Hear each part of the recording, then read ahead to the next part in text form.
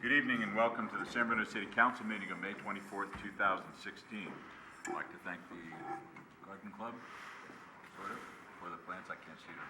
They always provide for our meetings. Okay, great. And roll call, please, Carol. Councilmember O'Connell. Here. Vice Mayor Medina. I Here. always start off with the blast. Mayor Ruane. Here. Councilmember Rico Medina. Here. Councilmember Ibarra. Here. Mark Zaffarano, would you lead us in the pledge, please? To the flag of the United States of America, and to the republic for which it stands, one nation, under God, indivisible, with liberty and justice for all.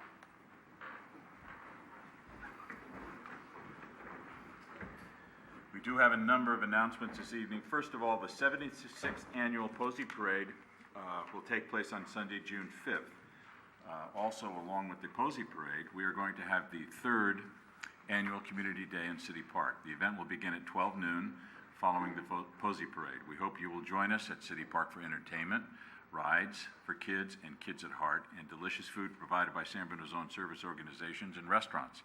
Please keep an eye on your mailbox. Within the next few days, you'll be receiving a postcard with additional event details.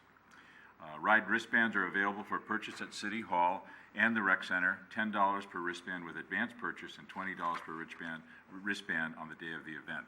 And also on the day of the event, the San Bruno Fire Department will be having a pancake breakfast, Fire Station 51 in El Camino Real, at 8:30 a.m. to 11:30 a.m. So it's a fundraiser. All proceeds benefit the San Bruno Professional Firefighters Association Charitable Fund. And let's gather for a community for more than just pancakes, $5 for adults, $3 for seniors and children under 12. So that's a lot of fun. It's a very good event and well worth it. So there's a lot going on Sunday, June 5th, and we encourage you to attend. The City Council will hold budget study sessions to review the proposed 2016-17 operating budget and the proposed 2016-17 to 2020-21 capital improvement program beginning at 6 p.m. on June 8th and June 15th at City Hall. A group of local veterans will host a Journey for Change at the Golden Gate National Cemetery on Saturday, May 28th, 2016 at 3:30 p.m. Journey for Change is a group walking from Santa Cruz to Sacramento to bring awareness and open discussion to prevent veteran suicide. The annual Memorial Day celebration observance will take place next Monday, the 30th, at Golden Gate National Cemetery at 11 a.m. The band concert begins at 10:30 a.m., and you are all encouraged to attend. It's a very moving ceremony on Memorial Day. And finally, next Wednesday, June 1st, the San Bruno Community Foundation will have a reception at 6:30 right here at the Senior Center prior to their regular meeting. It will be an opportunity to meet the recipients of the very first scholarship grants from the foundation. This is very exciting for the entire San Bruno community. You can also read up on the kids that are receiving these grants through the excellent San Bruno Community Foundation website. You can just look them up. We have a presentation this evening, and we're going to receive a presentation on the San Bruno Public Library's summer reading program.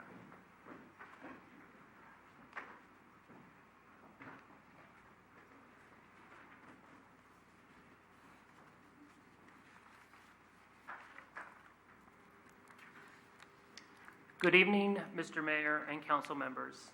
My name is Tim Wallace. I am the Library Services Division Manager. It is my pleasure to present you with an overview of the library's summer reading program for 2016. We have a very busy, fun, and educational summer planned. The library's summer reading program is a wonderful opportunity to keep children reading over the summer months. The library is in a unique position to connect children with stories and help open the world of reading. During the school year, children are primarily focused on reading for school assignments. Library staff work with local schools to provide students with books that support the school curriculum. The library's mission for the summer months is to bridge the reading gap that exists when school is out. Studies have shown that children who do not read over the summer lose on average about 2 months' worth of literacy skills. This phenomenon is called the summer slide. The library seeks to stop the summer slide by encouraging families to come to the library, check out books, and interact. Students read more when they can choose books based on their own interests. With this in mind, the library, through the summer reading program, encourages kids to read what interests them. Last year, nearly 2,000 children signed up for the program. A free book is provided to each child who signs up. This immediately jumpstarts their summer reading. At the end of every spring, library staff travel to San Bruno elementary schools to present a skit and talk to kids about the summer reading program. This year, for the first time, library staff will be present at Community Day in the park and at the San Bruno Junior Giants kickoff to encourage kids to sign up. Summer reading signups begin June 1st. Children in the program are asked to read a minimum of 15 minutes per day for 30 days and keep a reading log. Children of all ages participate in summer reading, from infants through high school seniors. Children too young to read are read aloud to by their caregivers. Once kids complete their reading logs, they receive another free book as a finisher prize, and they are also entered into a drawing for a $1,000 college scholarship. This year, the library is focused on increasing the percentage of children who complete the program. While last year we set a record for the number of children who signed up, our percentage of finishers decreased. This year, we will continually encourage kids to complete the program. To that end, we will hold a raffle drawing each week. Children can get a raffle ticket each day they visit the library. Prizes for this weekly drawing include tickets to the county fair, Hiller Aviation Museum, and the Exploratorium. The objective of the weekly drawing is to encourage kids to come to the library often and check out books to help them complete the program. Since the library was incorporated into the Community Services Department several years ago, we have developed a close relationship with the Recreation Division. Over the past 3 years, library staff have worked with Recreation summer camps by hosting library field trips for older campers, and for younger campers, library staff visit the Recreation building weekly to perform story times. This year, for the first time, library staff will be at the Recreation building weekly when camp lets out to speak with campers and their parents about the program, sign kids up, and provide guidance and encouragement to those who are already signed up. This will not only result in children signing up for the program, but will provide staff the opportunity to guide and encourage kids to complete the program. As I mentioned earlier, the summer reading program is also open to teenagers through 12th grade. As with younger children, teens receive a free book upon signing up. Once they complete the program requirements, they will receive a finisher prize of a $5 gift card and an entry into the $1,000 college scholarship drawing. The library also offers a teen volunteer program for students entering 9th through 12th grade. Teen summer volunteers assist library staff with the summer reading program for younger children, volunteering a minimum of 2 hours per week, although many do more. Last year, teen volunteers donated 574 hours to the community and were great role models encouraging younger kids to read. We have developed the volunteer program to provide teens with a meaningful opportunity in their own community where they can interact with a broad range of San Bruno families and gain important leadership skills. We have many exciting events planned for this summer. These events range from puppet theater to family folk dancing to learning about astronomy. Most of these events have a STEM component, are both educational and entertaining, and encourage kids to interact with each other. Our summer program will culminate on Wednesday, July 27th from 2 to 4 p.m. when we host a science fair and ice cream social. We will take over most of the library and adjacent outdoor patio with hands-on science activities. Representatives from the Marine Science Institute will be on hand with artifacts as well as rocky shore creatures for children to touch. We hope you'll be able to join us for this very special event. Ice cream will be served promptly at 3 o'clock. 2 members of the library staff work tirelessly to make the summer reading program a success every year. Barbara Bruxford, Library Services Manager, organizes the program for younger kids, while Susan Getz, Teen and Adult Services Librarian, is responsible for the teen portion of the program. Without their dedication, the program would not be the success that it is. The Friends of the San Bruno Library also help to make the summer reading program a success by donating over $3,000 per year for prizes and supplies.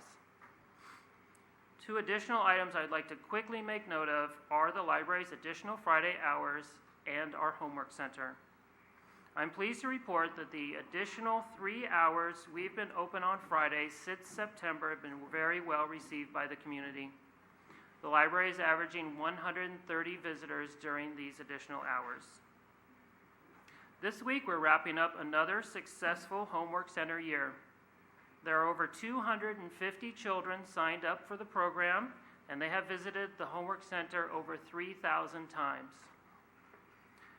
Homework Center volunteers, mostly high school students, have donated over 500 hours of their time to the young children of San Bruno.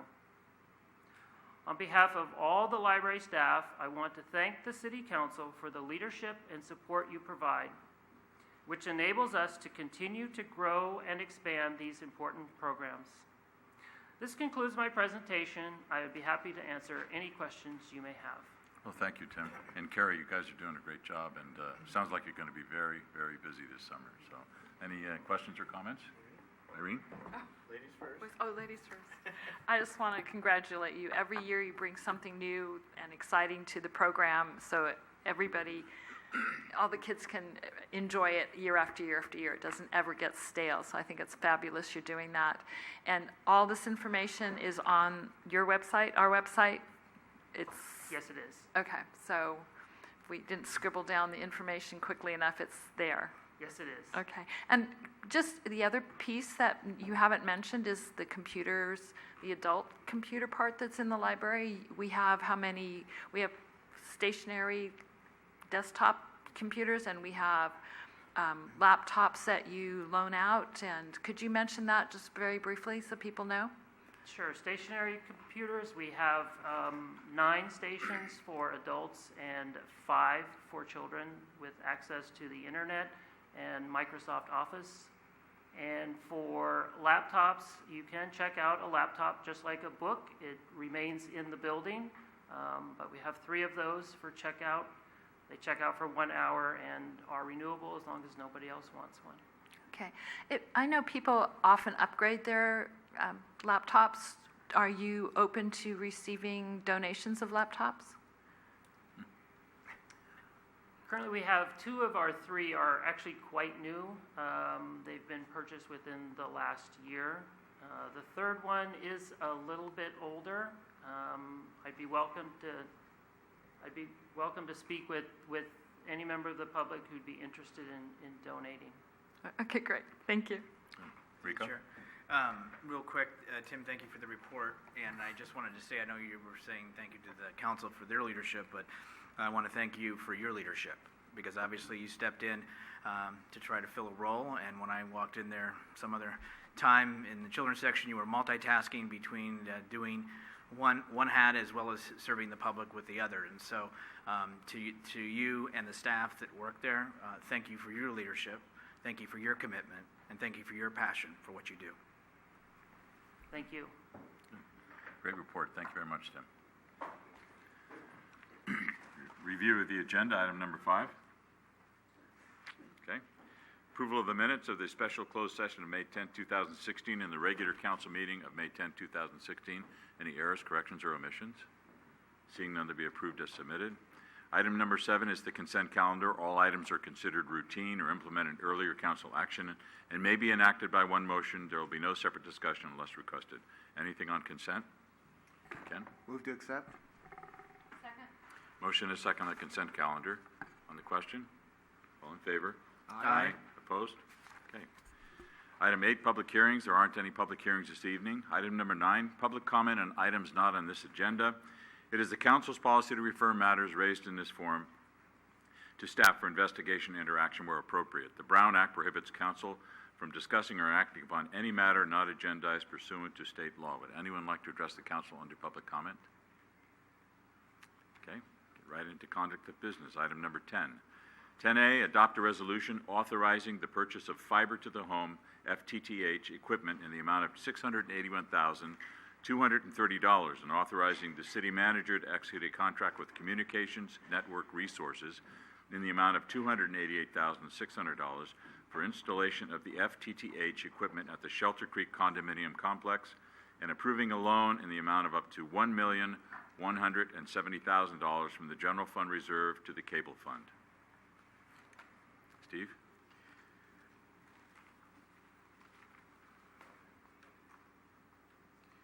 Good evening, Mayor and council members.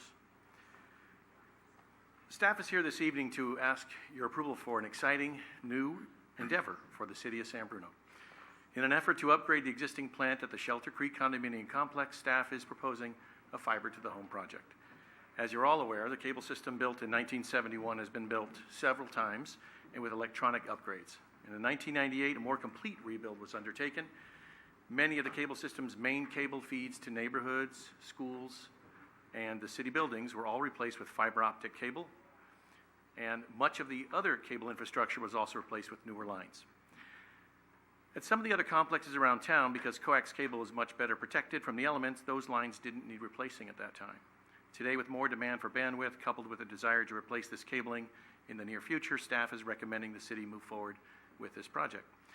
Staff has been researching rebuild strategies for several years. We've attended trade shows, we've spoken with industry professionals, including other cable providers, and we've been following industry trends as well. Staff looked at several types of rebuilds with considerations such as reducing operating costs, seeking the most cost-effective solution over the long term, expanding capacity of the system, and integrating it with the current system. And the fiber-to-the-home solution is being recommended for that. Staff chose a site that needed an upgrade, had a dense layout to keep costs down and allow for subscriber growth.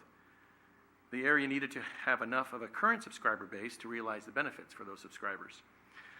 There has been a lot of community interest and enthusiasm at the Shelter Creek Complex for a project of this type, and their management team and board also expressed a strong desire to cooperate and even market the project with us.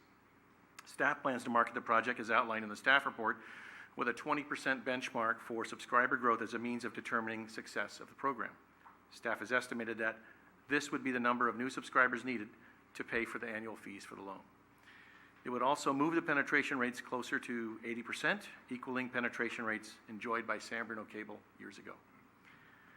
There has already been a 4% increase in subscriber growth based on this announcement of a potential product at board meetings coming this summer, and customers opted out of their current contracts with other providers, so they wouldn't be left out. As part of the project, staff plans to bring on one additional office staff person on a temporary basis for coordinating any weekend work with contractors, and a full-time marketing salesperson to assist with the project on site. If future rebuilds of this type move forward, then a full-fledged rebranding and marketing of the system campaign would be recommended. The project is expected to be completed by September of this year. The success of this project may determine if the city should continue to build fiber projects and pay for them as we go, as funding for more projects are not yet identified. Council will have an opportunity to evaluate this endeavor upon completion, and a complete citywide project is estimated to be between $10 and $12 million. And it should be noted that the existing plant will continue to need some investments as well during the rebuild of that. After many months of review, staff has chosen Calyx, after years probably of review, staff has chosen Calyx as a proprietary hardware and software provider for the core equipment for the fiber-to-the-home project. The purchasing of these materials is being done directly through the manufacturer as a sole proprietor, and Calyx is very well known in the industry. They have over 350 video deployments, just video deployments, and thousands of fiber deployments around the world. After contacting various vendors directly for other materials, it was determined that staff could achieve the best pricing from these various vendors through the National Cable Television Cooperative, of which San Bruno Cable is a member. So we will receive the pricing that they have through the NCTC, of which we are a member.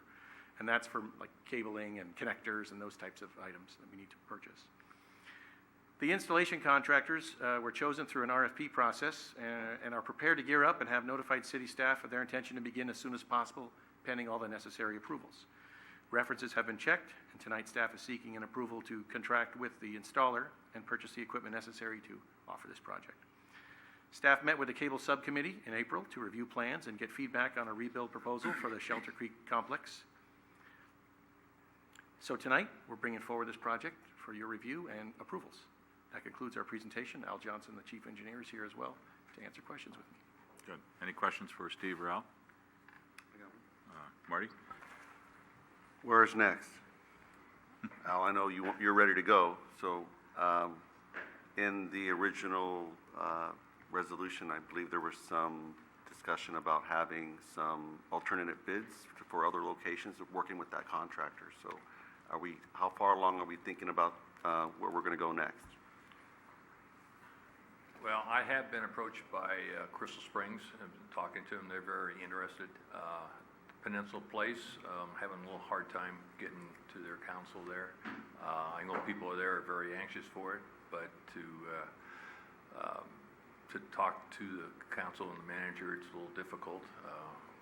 I think we'll probably have to,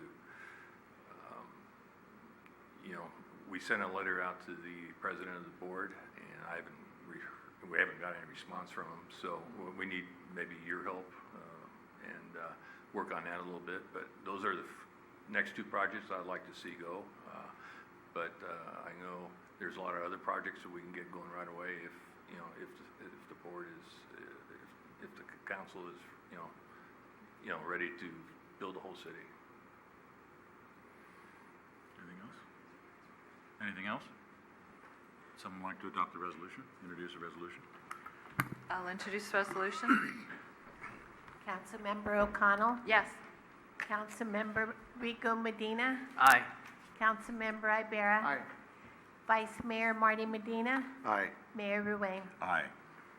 Been a long time, so this should be do it. very interesting. Thank you very much. We're good very stuff. excited about this project, and, Thank you. and I'll let you know our staff is very excited about this project as well. So thank you very much. Great, thank you. Item 10B, adopt a resolution approving cable television service rates effective July 1st, 2016, and amending the cable television low-income rate policy. This item's not so popular and exciting, but good evening, Mayor and Council. Staff is here tonight to recommend a rate adjustment for just two of the cable services that we offer, and to also ask your approval for an expansion of a low-income policy to include basic internet service. You have before you the staff report, which details my presentation, and the subcommittee has also reviewed and made recommendations on proposals in an earlier meeting this past April. This rate increase is only the second one in the last 5 years for cable services and products, and it's necessary for cost recovery. Only two services will experience a rate increase, and they both are entirely due to cost recovery for internet and delivery of internet and video services, as well as programming fees for video. Programming fees that the department pays to the networks like ESPN, Lifetime, Disney, and almost every other channel San Bruno Cable carries continue to rise for all TV providers in the market, not just San Bruno Cable, Comcast, Astound, satellite folks. It's across the board, especially since there's some streaming available and people are cutting the cord, so it's continually going up. The limited basic platform, that's our most basic level of TV service, was originally considered for a rate increase but was avoided and not recommended for the lowest tier of basic service. The rate remains at the current rate and is slightly below the Astound cable rates and slightly above the Comcast rate without the Comcast box fees that they add on. We don't have a box fee for the first two boxes, so our rate is actually lower, but because they have to pay for their boxes, but in the rate sheet it'll show that we are a little higher. The expanded basic level of service, that's the next tier with 66 additional channels, will soon enjoy two new TV channels added to that service. They're being migrated to expanded basic platform due to contractual obligations. We need to move them because of contracts. So Fox Sports 2 actually has already been moved, and Hallmark's Movies and Mysteries will be added by July 1st. As all the other channels in this package have seen an increase in carriage, the department is recommending a modest $3.10 increase for expanded basic. That's including the franchise fee. Digistar Basic, that's the next level of service, which lost 2 channels because they were migrated to Expanded Basic. Those cost increases are offset by the loss of those 2 channels, so we're not recommending a rate increase for the Digistar Basic at the highest level. The comparison for similar channels delivered by satellite, Stown, AT&T, are also provided in the staff report and indicates that San Bruno Cable's packages and regular rates will continue to remain lower or comparable to the other local video service providers. As part of this increase staff will also launch a new product called TV Everywhere. It's online streaming, and we plan to launch it July 1st. There is no additional cost for the service. It's like video on demand. You can watch it as part of the service that you already are paying for. But it allows folks to look at videos on iPads or tablets or other devices if you have that service, if you're paying for that service through San Bruno Cable. The only other rate increase recommended is for the level 1 internet service. San Bruno Cable, as you all know, made significant investments in infrastructure improvements over the last 6 years for residential services with only 1 rate increase. Excuse me. Recovery of that investment and continued investments need to be recovered. The significant investments in network infrastructure replacement and upgrades is the reason for the increase. We recommend a $6.40 rate increase to address cost recovery for those internet investments. With that, the rate will still remain well below some providers and comparable to others, as shown in the rate comparison. As part of this rate increase for internet service, staff will upgrade level 1 speeds from 35 megabits per second to 50 as well. While the rates are comparable to other providers, delivery level of our service we feel is of high value to our customers. We still offer same day or next day business service calls, and they're free. We have 24-hour tech support. If you call in the evening, we will get a ticket. We'll come out the next day and take a look at your issue and repair it. We have a local office presence, so you can come in and get a box if you want. You don't have to drive 2 cities away. So there is a lot of value to San Bruno Cable that you don't have in other providers.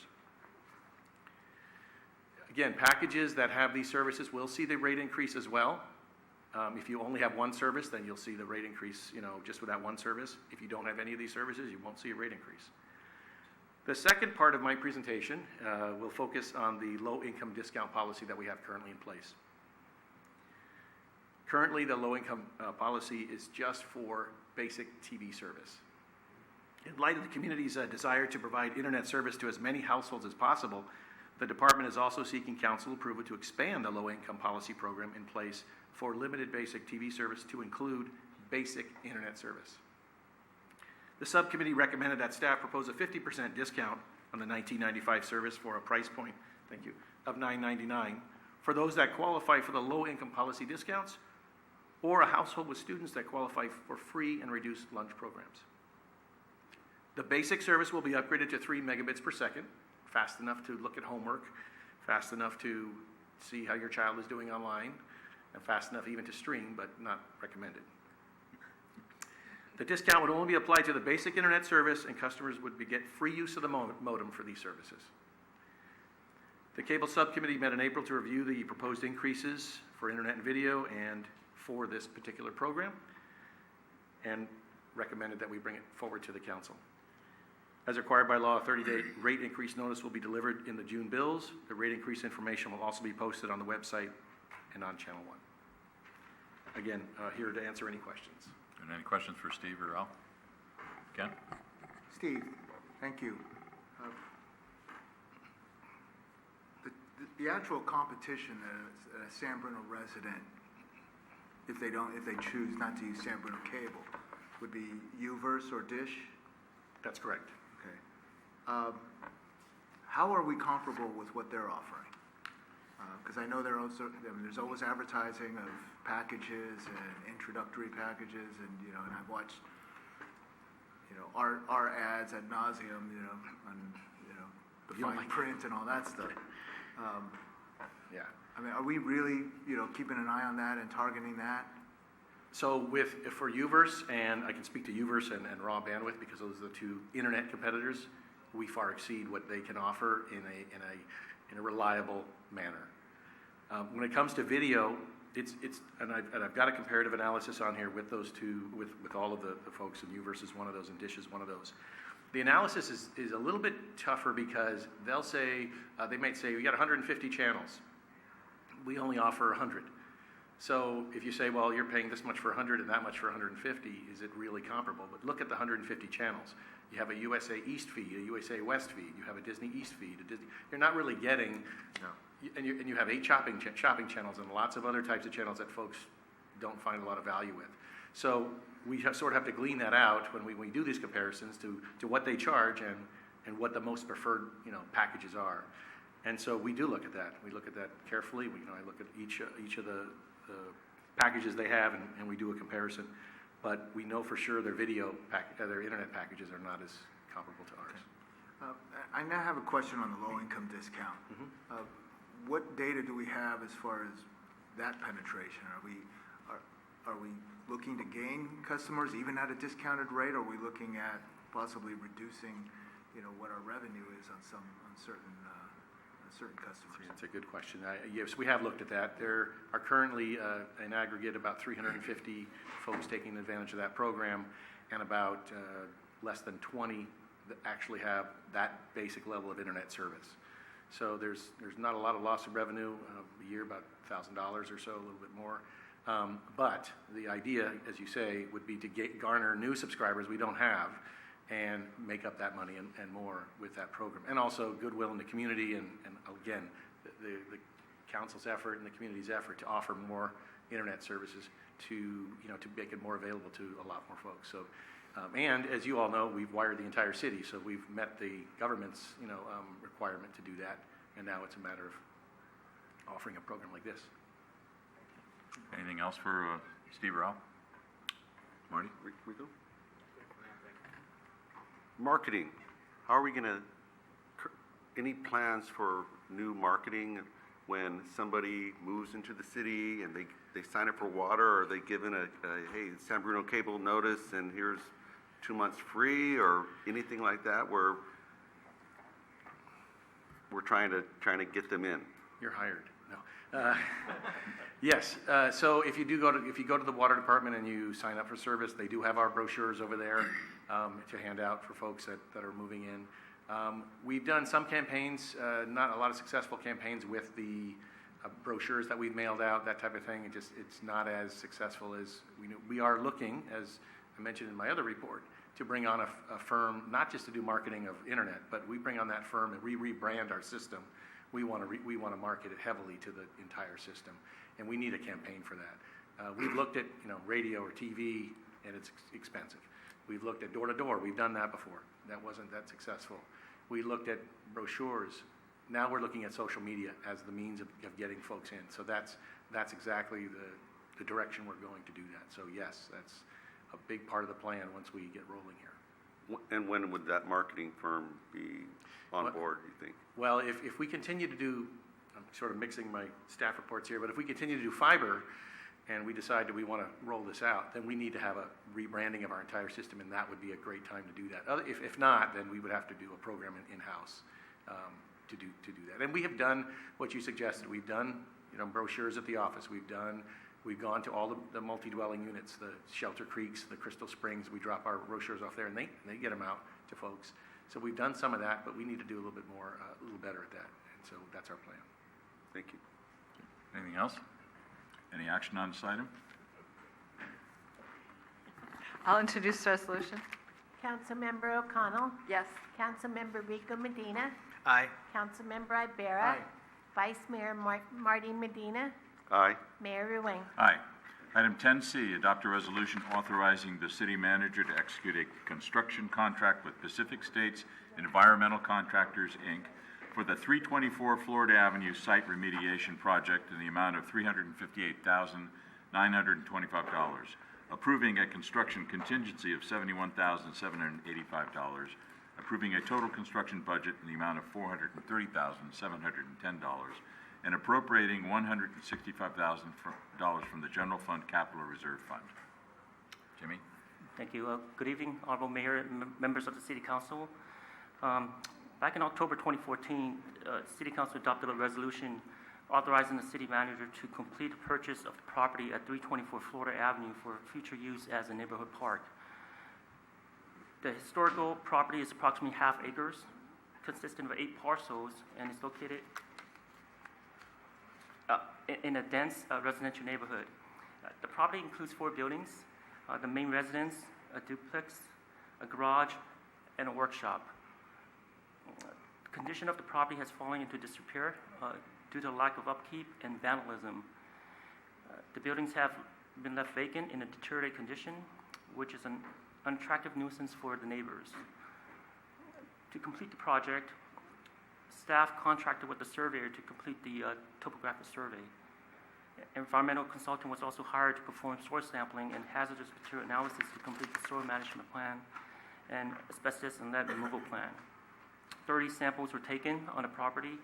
And there's an estimated about 500 cubic yards of soil that needs to be removed because it's potentially contaminated with lead.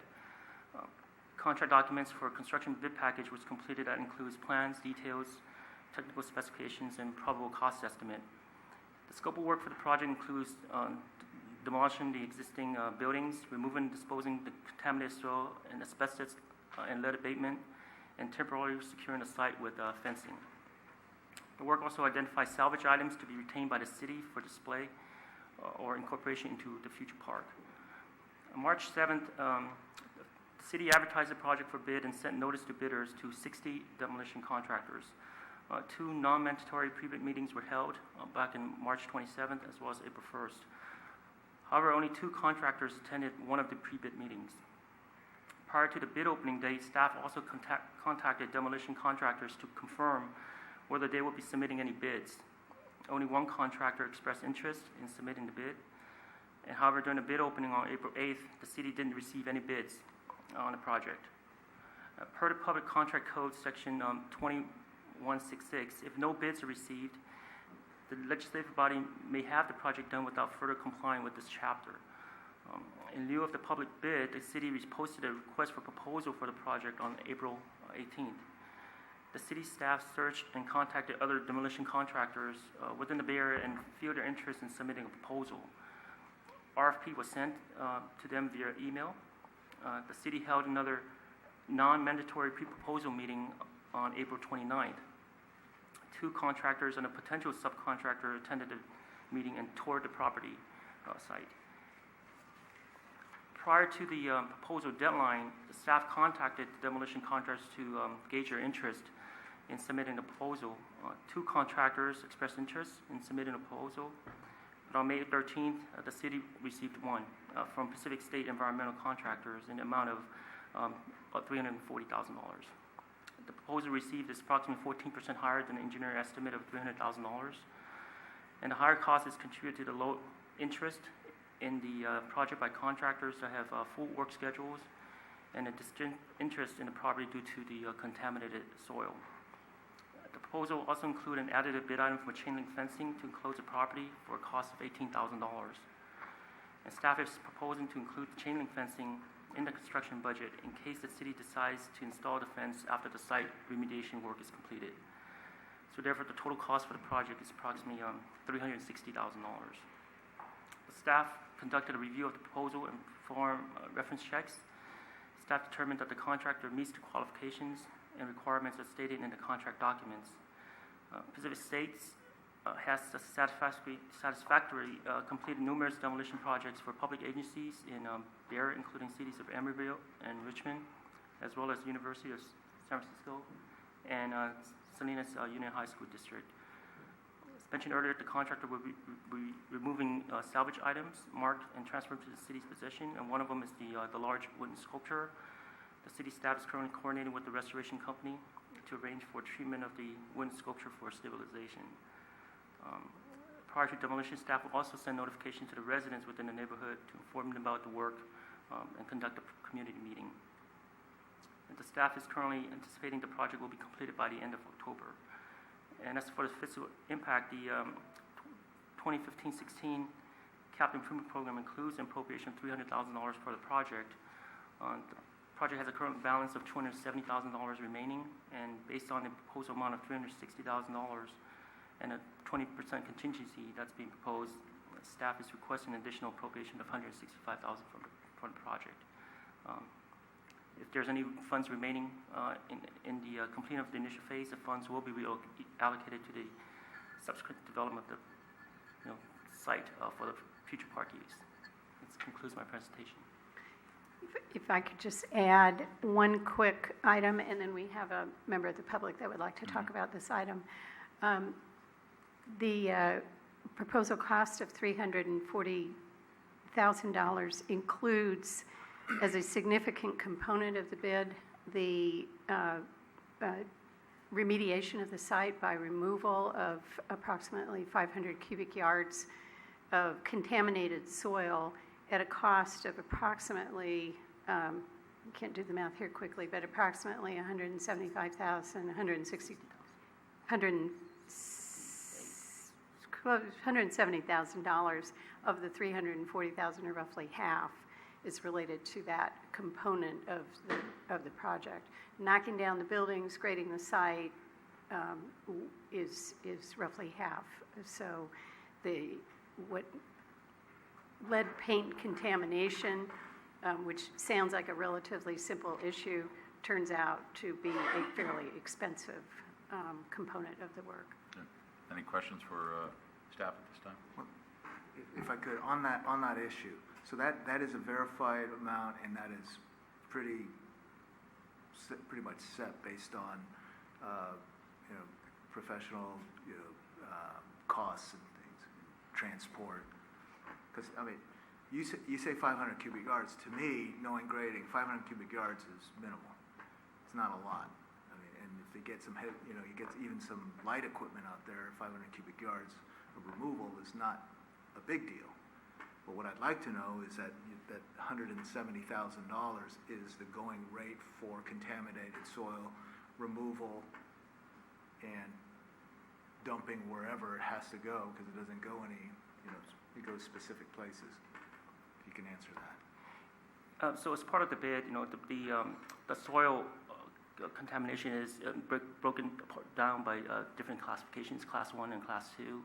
And with that, under the soil management plan, the contractor is required to excavate the soil and have the soil on site, and they have to test the soil as well one more time before they dispose it. So during the testing of the soil, we can determine that maybe the soil, some portion of it could be a lot less contaminated than others, and then that will be determined upon the actual testing phase of the soil removal process. And they could possibly have to take more than 500 cubic yards based on the testing? It's possible. Okay. All right, that's understood. Thank you. Anything else for staff? Someone in the public had a question? Could you come to the podium, please? Yeah. Just tell us your name and your street. My name is Tim O'Brien. Live at 293 Florida, which is across the street from this structure. And me and my wife are concerned about the lead. Are we in danger? That's our real concern. And also the graffiti and this how it looks. Is there something we can do in the meantime to keep people out?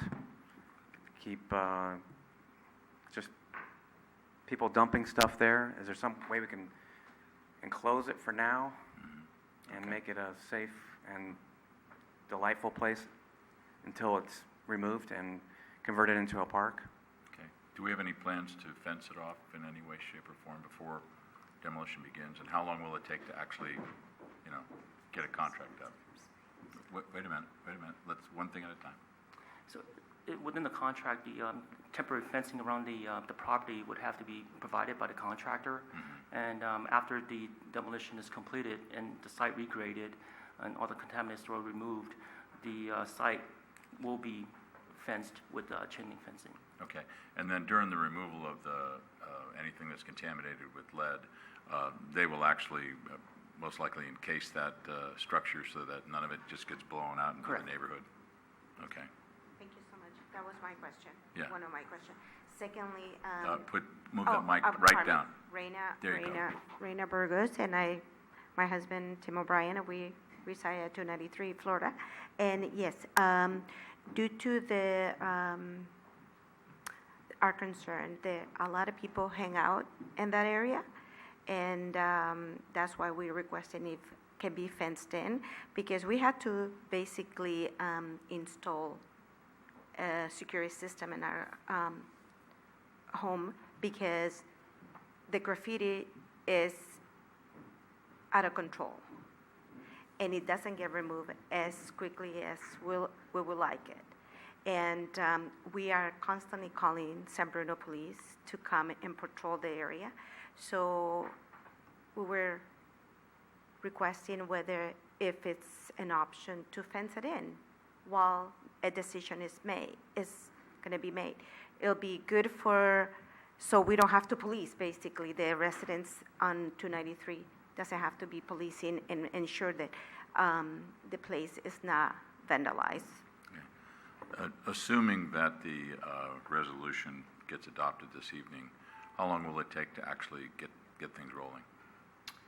I would say there's contract agreement, phase with this. So once we get this project awarded, I'd expect at least maybe 3-4 weeks before the contracts to go back and forth. If everything is executed, then we'll have a notice to proceed.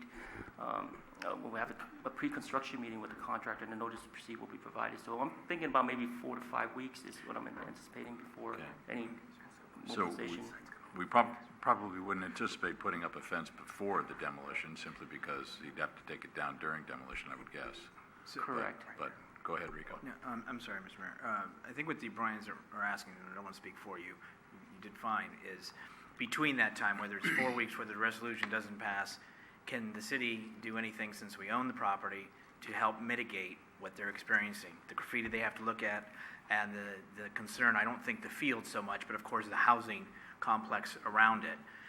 Is there anything that we can do in order to help alleviate the concern, I'm sure not to just of you, but others in the neighborhood? Oh, absolutely. That's my question. So we will certainly talk to the police department and see if we can increase patrols and deal with the people hanging out. Similarly with the graffiti, our standard is to remove graffiti within 24 hours on public property. If we're not meeting that standard, then we'll see that our graffiti contractor is alerted that this needs to attain a higher priority attention. Okay. I have another concern as Sure. well. The health hazard. I mean, you guys are talking about there's lead and there's maybe other stuff, contaminants in that property. So are we in the community in any danger with that? I'm not a Has that lead been- expert or anything, but I would think, we're not going to disturb anything until demolition begins, and Well, they'll I most know- likely tent all of that when that starts. So, You don't necessarily have to tent it to not disturb it, but it could be a health hazard now. Do we have any experts that have looked at that? I wouldn't think unless it's friable or actually blowing around, it would have an issue. But Jimmy, do you have any comment on that? I don't. I'm not that Right. expert as well. Are they going to send an expert out there if there's any chance there's any contaminants floating around or blowing around? I mean, it's a real windy area too. There's a lot of wind, and it blows towards our way, to our houses. So that's a concern of mine, a real big concern. We can look into that, but... I would appreciate that. Yeah. Okay. Thank you. Thank you very much. Anything else for staff? Ken? Yeah, well, I mean, you had an environmental consultant. I would hope that they'd be able to address their concerns and possibly give us an idea on how to explain the effects on the neighborhood. I would just like to know, if this resolution passes and demolition occurs, what will be the view of the site? I mean, pretty much one big field? Correct. I mean, I understand there's trees and things too, but There are a couple of trees that will remain, but this whole site will be graded. so there won't be any more concern about graffiti or, transients, in the area, and, it'd just be a matter of, what we do, in the future, and then having a chain link fence around it. Okay. Good. And just to the O'Briens, we've worked very hard on this. I know it seems like it's gone very slow, but we had a lot of negotiations with the original property owner and purchasing the property and went through an awful lot of things. So the city owns it now. You need something like a nice park over in that area there. There's nothing there. So, it takes time, but I think in the end, you'll be very pleased. So, worked very hard on it. This is a resolution. Irene? Through the chair, I just want to alert people, and maybe Carrie can help, that we are going to have a couple of meetings with and invite the neighborhood to participate in what do they want to see at that area, and kind of have a site map so you'll get an idea of how big it is. And Carrie, do you want to add to that? Thank you very much. I'd be pleased to. Mr. Mayor, members of the City Council, and Mr. and Mrs. O'Brien, we will be sending letters out probably next week at the latest to all the residents between, let's see if I get this right, Angus to the north, San Felipe to the south, Huntington to the east, and El Camino to the west. Yeah, I got it. Inviting everyone to a planning meeting on Wednesday, June 22nd. We're still working out the details of the location, but we will be sending everyone an invitation with the details, and we hope to see you all then. Great. Thank you. Through the chair, the only thing I was going to say is my two concerns is one, we don't have a definitive plan for the art, Right, carving. the independence of Switzerland that's inside, A. And two, it is the cost, and I wanted to be clear on a couple things. A, Mr. Stan, it's no reflection upon all the work and the effort that you have put in, because I know it hasn't been easy, and I think you've been trying to do even things differently to try to get more bids, or to try to drum up business, shall we say, in a way. I still think only having one bid for this cost, I'd like to see us go back out to bid personally. And secondly, I want to make it clear, it's no reflection of my colleague Irene and I who are working together on this. I'm looking forward to that, and I enjoyed our first meeting. Okay. I just want to, Go ahead. Go ahead. I just wanted to respond to Rico and to Jimmy and the whole staff. I don't know if we would get different results going out to bid, and then it would delay it again, and we've already delayed it. We haven't delayed it. It has been delayed. And I know Jimmy has worked very, very hard to get responses from people and to, as you said, drum up business. So I don't want to delay us anymore, and that's my personal opinion. And the Vice Mayor, you have a comment? Yes, I need to recuse myself because I live within 500 feet of the location, so Okay. I gotta leave. Okay. You'll be back in a second. Okay, any action or further discussion or action? If I could just add. Yeah. I mean, I want to thank the O'Briens for coming, because it makes a difference when the neighborhood speaks. And I would actually like, to inform the neighborhood of what actions are going to happen, not just the park is going to be designed, it's just that there's going to be some demolition and maybe some disruption and some concerns of health and issues and contamination. And for that reason is the reason why I wouldn't want to wait. I mean, as much as it's a tough time to go through a bid process, and especially on a unique type of project like this, yeah, maybe you can get more bidders, but possibly not, and so we just lose time. And now, now that the neighborhood is awaiting it and wanting something to be improved, I think we need to get it done now. Okay, great.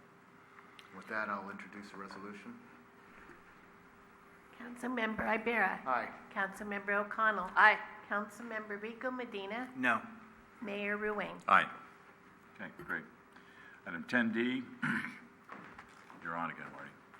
Adopt a resolution authorizing the city manager to execute a construction contract with Green Growth Industries, Inc. for the Huntington Avenue Landscape Improvement Project in the amount of $107,773, approving a construction contingency of $17,000, approving a total budget in the amount of $141,773, and appropriating $18,773 from Measure A funds. Jimmy? Thank you. Transit Corridor Pedestrian Connection Improvement Program within the CIP includes 4 different projects to create to create a pedestrian-oriented environment, improve a streetscape, and ensure access to between public areas and transit stations and residential neighborhoods. The item tonight is regards to one of the 4 projects within the program. And back in 2012, the city completed a construction project of curb ramps and sidewalk repairs along San Bruno Avenue from El Camino Real to Huntington Avenue. And this project included the landscape improvements along the open area on Huntington Avenue, just north of Interstate 380. The intent of the landscape improvement project is to create a more pleasant place for pedestrians traveling to and from BART Station and Caltrain Station. The project will also enhance and beautify the parcel with new trees and shrubs. In order to complete the project, the city submitted a grant application in December 2012 and received a federal grant in the amount of $265,000 for the construction costs under the Metropolitan Transportation Commission One Bay Area Grant Program. On February 2nd, staff conducted a bid opening for the project and received 1 bid. Staff came to council on February 23rd to reject the bid due to the bid lacking disadvantaged business enterprise information as required by Caltrans. A resolution was adopted to re-advertise the project for bid, and staff made extra efforts to get additional bidders to bid on the project.